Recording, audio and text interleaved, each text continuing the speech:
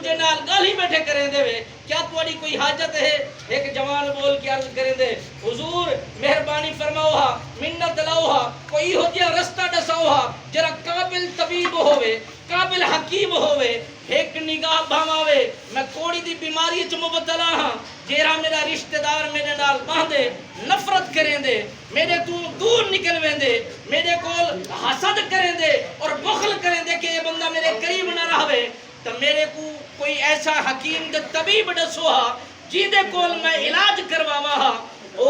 فرشتہ جر ویلے ان دی گال سنیے سے آپ نے فرمایا جے تیری حاجت پوری تھی ونے تبل کیا کرے سے اگر رب رحمان دا شکریہ ادا کرے سا ان دی بارگاہ دے وچ جھک سا نیاز مندگی پیش کرے سا عرض و گزاری کرے سا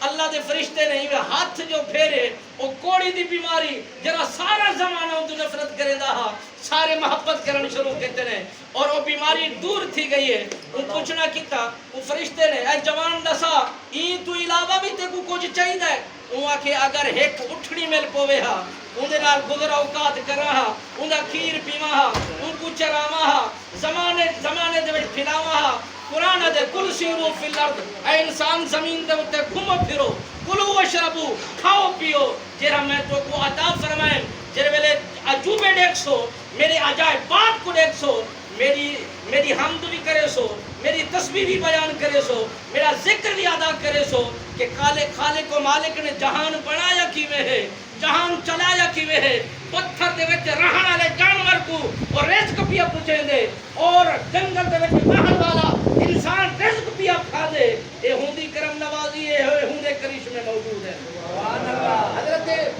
جناب حضرت ابو ہریرہ رضی اللہ تعالی عنہ سرکار فرمیندے وہ فرشتہ جڑے ویلے ان جوان کول پوچھ کے اٹھنی دے دے وہ گھن کے شکریہ ادا کر کے جنگل والے پاسے روانہ تھی ویندے ان اٹھڑی کو پلیندے پالن تو بعد کئی عرصہ اتھے